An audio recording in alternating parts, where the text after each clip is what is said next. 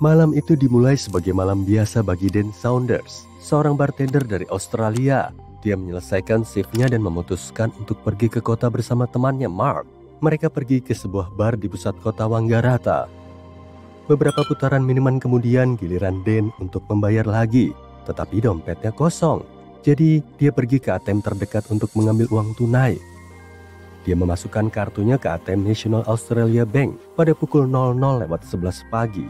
Dan dia tahu bahwa dia memiliki sekitar $3 di rekening tabungannya dan hampir $2.000 dalam bentuk utang dengan kartu kreditnya.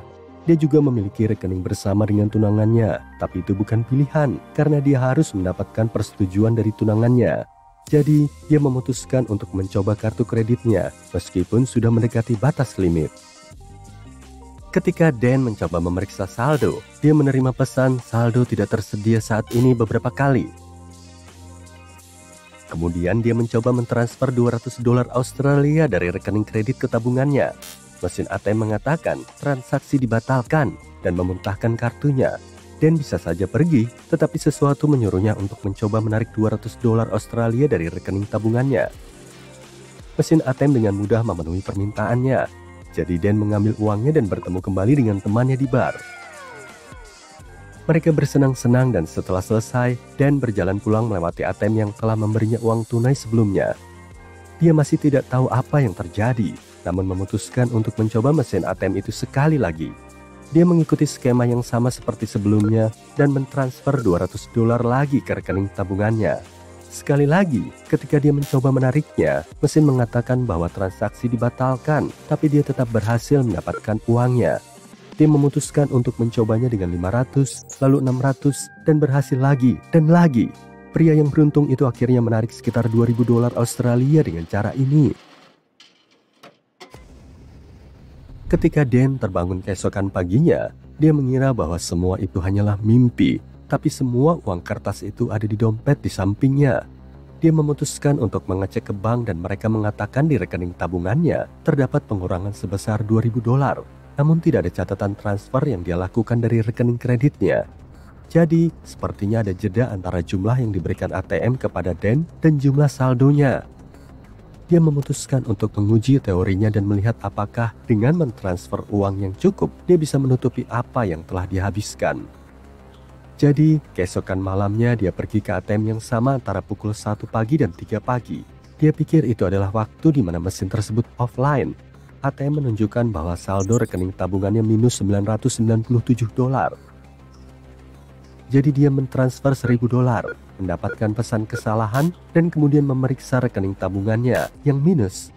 Kemudian dia mentransfer $1.000 lagi ke rekening tabungannya, dan saldonya naik menjadi $3. Jadi teorinya benar. Yang harus dia lakukan adalah mentransfer lebih banyak dari yang dia ambil agar saldonya tetap positif. Jadi dia mengambil $2.000 tapi mentransfer $4.000.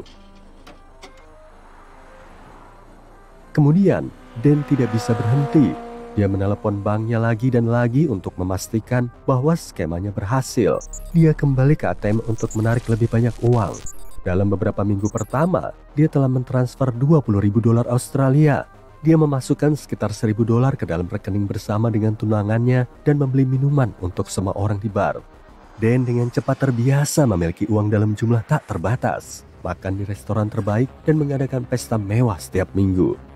Dia juga melakukan beberapa hal yang dermawan seperti menanggung biaya kuliah teman-temannya dan mengirim salah satu dari mereka untuk belajar di Perancis. Barang termahal yang dia beli adalah penerbangan seharga lebih dari $50.000 AS dengan jet pribadi berkapasitas 20 kursi yang membawanya dan teman-temannya ke sebuah pulau pribadi di dekat Bali.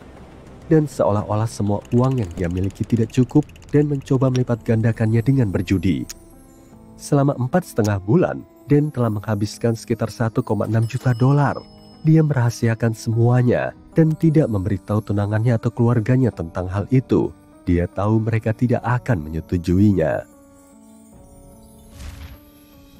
Begitu juga dengan atasan Dan. Begitu dia mengetahui Dan berjudi saat bekerja, dia mengundang bartender tersebut untuk berbincang serius.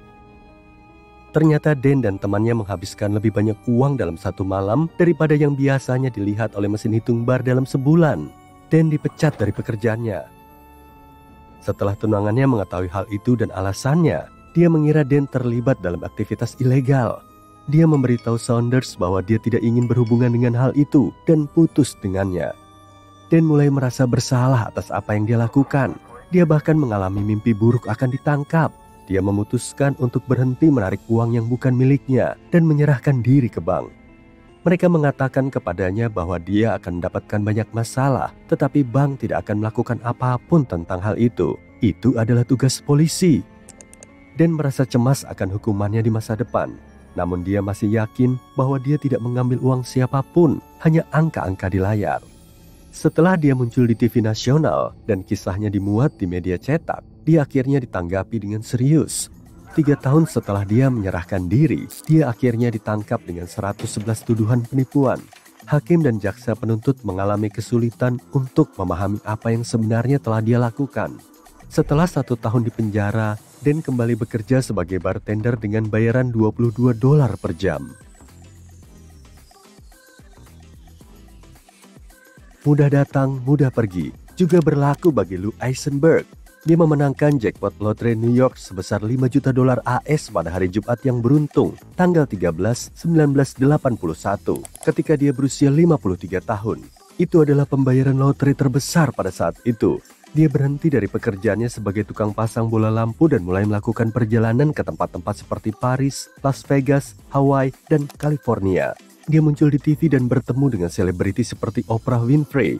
Dia tidak bekerja selama 20 tahun dan kehilangan banyak uang dari hasil perjudian. Dia juga harus memberikan apa yang tersisa untuk membayar mantan istrinya.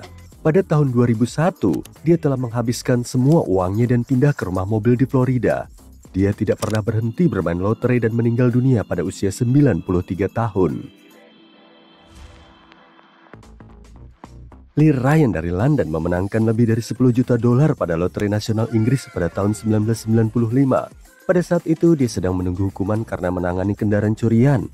Jadi dia memutuskan untuk tidak membuang waktu dan melakukan foya-foya besar-besaran selama 6 bulan sebelum masuk penjara. Dia membeli sebuah rumah mewah di pedesaan seharga lebih dari $1 juta dan seluruh armada mobil mahal, termasuk Porsche, Bentley, Ferrari, dan BMW. Semuanya dilengkapi dengan plat nomor yang dipersonalisasi, Lee 1, Lee 2, Lee 3, dan Lee 4. Media menjuluki Lee sebagai si jago lotre. Salah satu temannya bercerita bahwa beberapa orang jahat mengincar uangnya, jadi Ryan harus mendapatkan keamanan untuk keluarganya, termasuk kamera berteknologi tinggi dan pengawal. Setelah menghabiskan 9 bulan di balik jeruji besi, dia kembali menghamburkan uang tanpa berpikir panjang. Ryan meninggalkan istrinya dan melarikan diri ke Kyrgyzstan bersama pacarnya. Pada tahun 2010, semua uang loterinya habis. Lee bahkan harus tidur di jalanan London dengan kantong tidurnya selama beberapa bulan. Setelah beberapa saat, dia mendapatkan pekerjaan sebagai juru kamera. Dan sekarang, dia menampung para tunawisma di apartemennya di London Selatan. Dennis Rossi kehilangan lebih dari sekedar kemenangan lotre. Pada bulan Januari 1997, dia secara tidak terduga mengajukan gugatan cerai setelah pernikahan yang tampaknya bahagia selama 25 tahun.